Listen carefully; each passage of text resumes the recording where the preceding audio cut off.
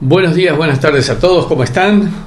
Aquí rodeado de entramado neuronal, de nuevo para un live donde trataremos un tema muy particular, pero vamos a ser muy concretos, muy directos con el tema. ¿Cómo vender productos intangibles? Una primera cuestión, de arranque nomás, quiero ser muy claro. En una época, previo a las neurociencias aplicadas a las organizaciones, hablábamos de productos tangibles e intangibles. Y gracias a tantos alumnos que me están siguiendo en este momento, con los cuales hemos compartido esta discusión. Las neurociencias nos han cambiado esta clasificación. Pues hoy por hoy lo que cada uno de nosotros compra, lo que cada uno de nuestros clientes compran, son los productos que ellos mismos han elaborado en su cerebro.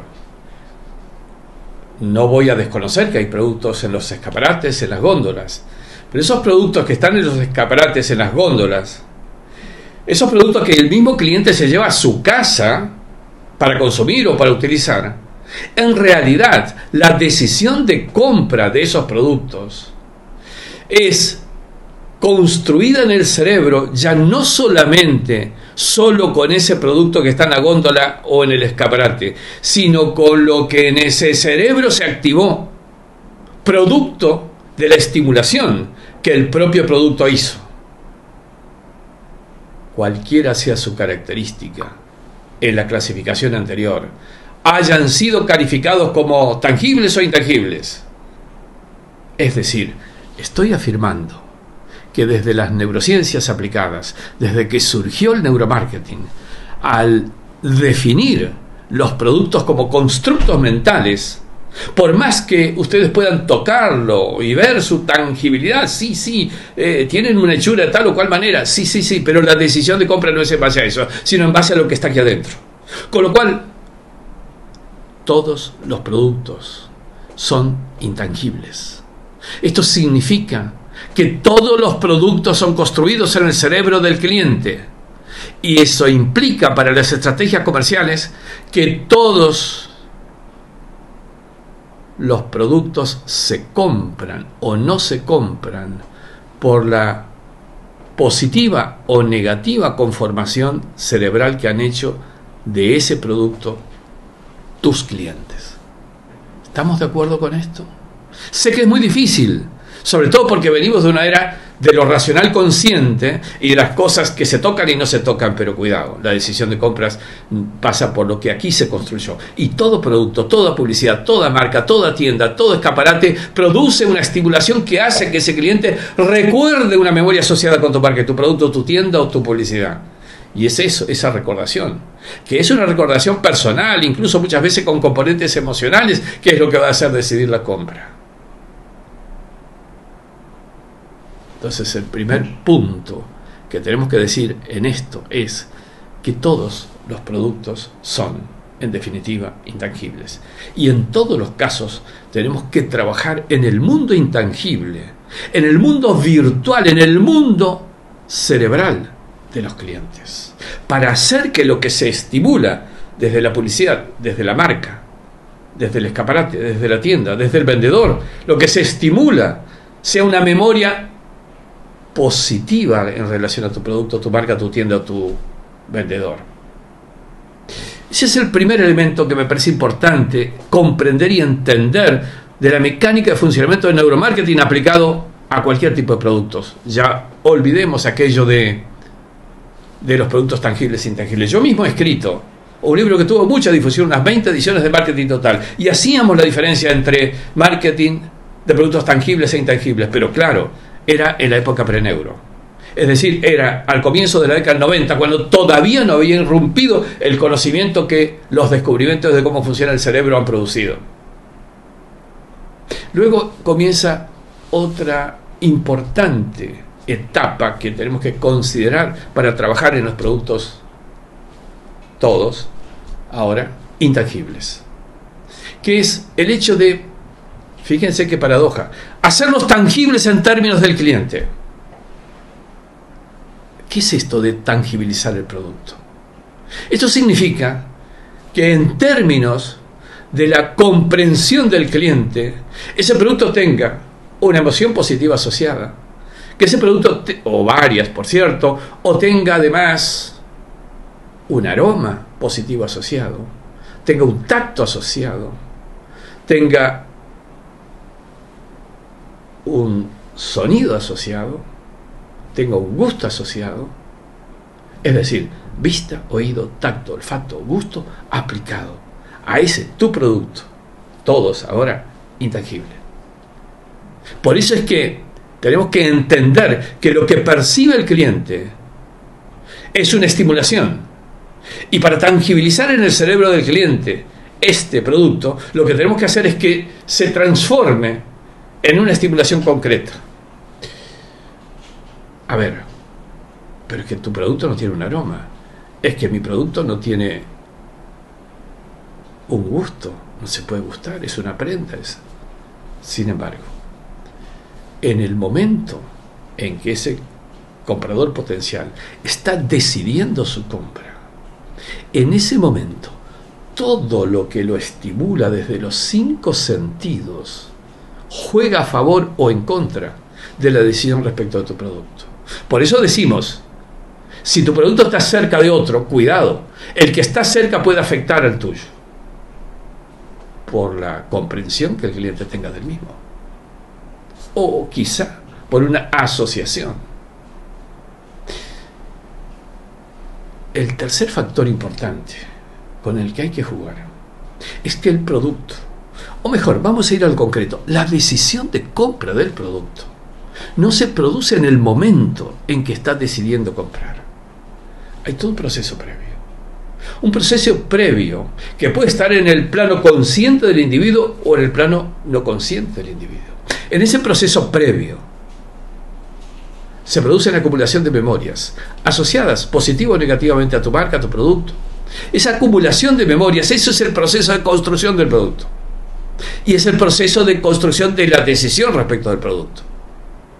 En definitiva, lo que estamos diciendo es que estamos ante una realidad nueva, diferente, distinta.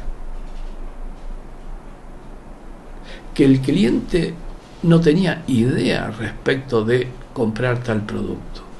Pues igual vivió tiempos recibiendo estimulaciones, emociones, vivencias, experiencias que luego terminan asociándose directa o complementariamente a tu producto, porque tenían que ver con tu marca, tu made in, o quizá con algún aspecto complementario en cuanto al color, en cuanto a alguna asociación olfativa. Y esto termina siendo entonces este tercer ítem importante, la construcción de la decisión. Dicho esto, vamos a analizarlo ahora desde un punto de vista más concreto. ¿Cómo hacemos? ¿Cómo trabajamos este tema?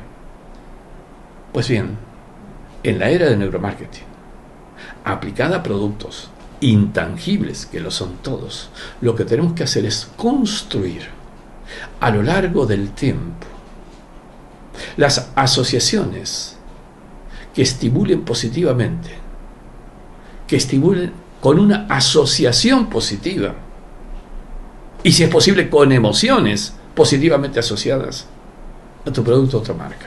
Porque en el momento que tenga una necesidad, se acordará positivamente, emocionalmente en forma positiva respecto a tu marca o tu producto, o tal vez en el momento puntual, instintivamente, sin ser consciente, le surge la decisión de comprar tu producto. Sé que no es tan sencillo y fácil de entender, comprender y aplicar como hacíamos cuando era tan,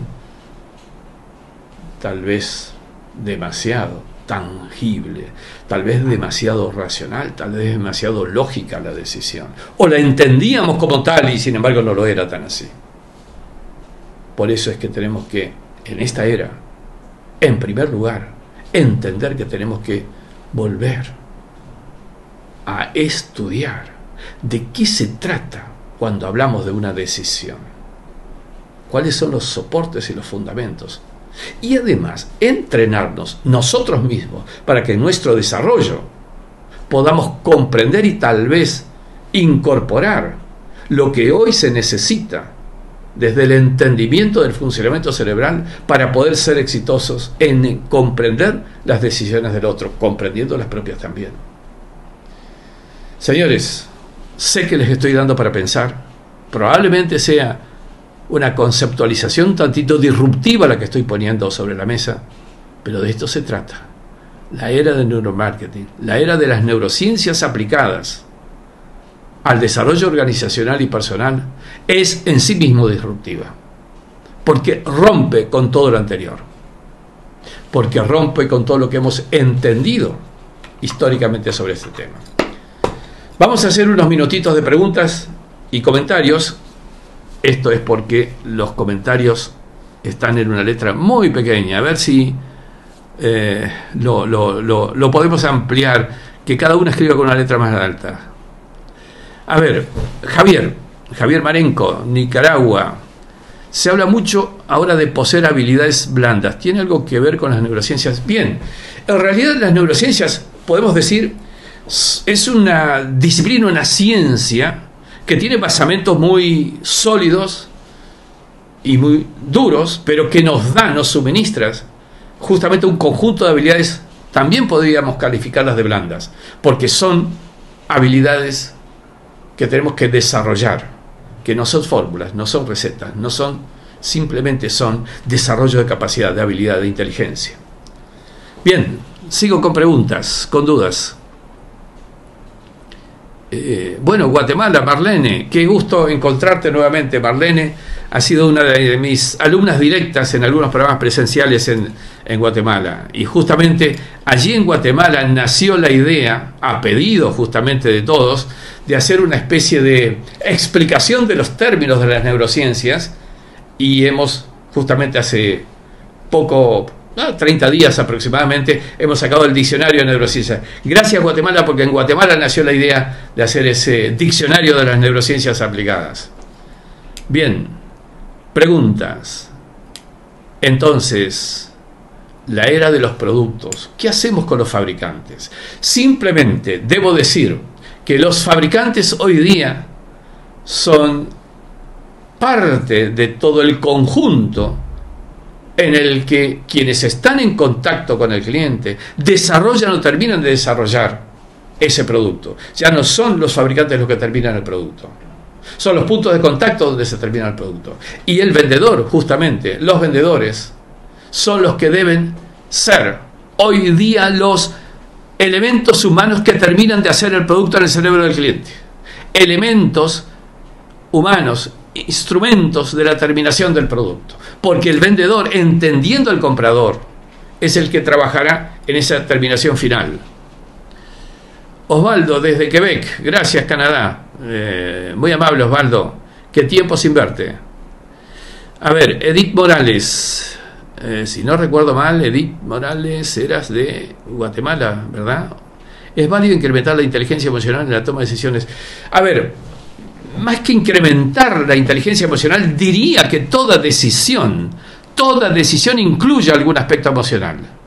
En mayor o menor medida, el soporte de toda decisión tiene que ver con lo emocional, porque el origen de una decisión, en el sustrato de una decisión, siempre hay algo de emoción. Porque ¿de dónde surge una decisión? Surge del metaconsciente. Y ese metaconsciente tiene elementos, tiene lo que tiene para fundar una decisión, porque la emoción permitió que se grabe más profundamente una memoria. Y la emoción enriquece la memoria en dos aspectos. Le da mucho más perdurabilidad a la memoria para incidir en más y más decisiones a futuro cuando se active, y por otro lado le da más probabilidad de surgencia del metaconsciente.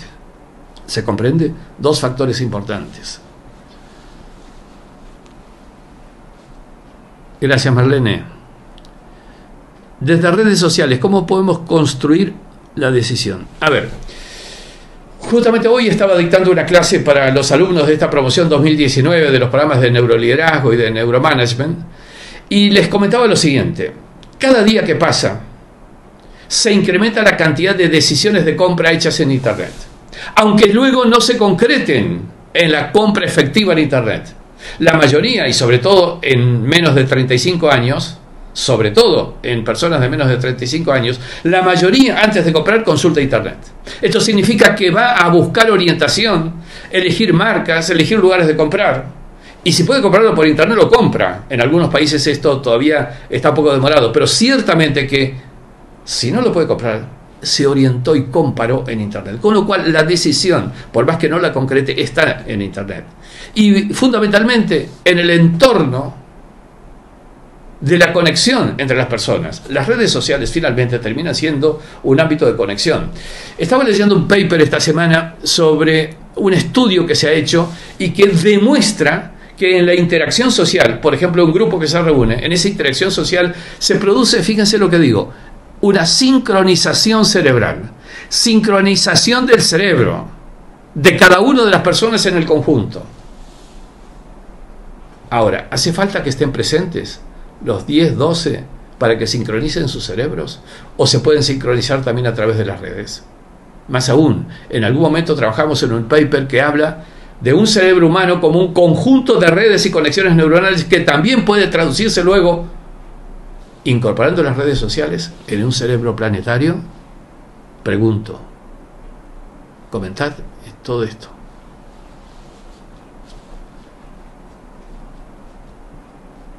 A ver, Osvaldo, desde Canadá. ¿Estás radicado ya en Canadá, Osvaldo? Se debería de cambiar la terminología de puntos de venta por genial. Son puntos de contacto, efectivamente. Durante la venta no se establece un contacto adecuado con el consumidor, pues el vendedor se enfoca más en su necesidad de venta y no en la necesidad del consumidor. Perfecto, correcto, coincido totalmente, Osvaldo. Son puntos de conexión con el cliente. Por eso le llamamos canales de comunicación con el cliente, en vez de los viejos canales de comercialización o canales de simple actividad logística. Por eso es que es importante. Física cuántica. Bien, me estás tocando, Edith, un punto débil, un punto sensible a mi estudio de hoy día. Física cuántica, sí, es lo que viene. Quantum marketing, piénsenlo. El poder del pensamiento. El pensamiento es energía. Ahí apareció un paper. El que me manda un mail, yo les mando el paper de el poder del pensamiento. Si el pensamiento es energía, si la emoción orienta, justamente el pensamiento está orientando la energía. ¿Y dónde aplicas tu pensamiento? ¿No generas incidencias donde aplicas tu pensamiento? ¿Positivas o negativas según tu emoción? Quantum. Energía cuántica. El cerebro finalmente termina siendo un campo cuántico, ¿verdad? Y de eso se trata. Por supuesto, Raúl Fraire, Córdoba, Argentina. ¿Cerebro global o cerebro planetario? Piénsenlo. Y sobre todo a partir de este descubrimiento, de este paper que les acabo de mencionar. Los cerebros en conexión se sincronizan. Más aún, hay una experiencia, y la digo en voz baja porque es una experiencia que no la he hecho yo, me la trasladó un colega, un investigador, de que si ustedes ponen una serie de relojes en un determinado ambiente, con distintos tic-tac, distintas coincidencias en materia de hora, con el tiempo empiezan a coincidir los tic-tacs y las horas. Sincronización. Piénsenlo. Es otro pensamiento disruptivo. Bien, señores, creo que para live estamos un tanto en hora ya. Espero con estos temas que me habéis motivado a ponerlos sobre el live. Espero verlos en una próxima presentación que haremos, espero tener tiempo la semana próxima, en algún momento, no sé en qué país estaré porque el martes salgo de España, pero nos veremos y trataremos de hacer de estos temas un tema especial. Gracias a todos por compartir, gracias por unirse a tan diferentes horarios en cada uno de los usos horarios en que están.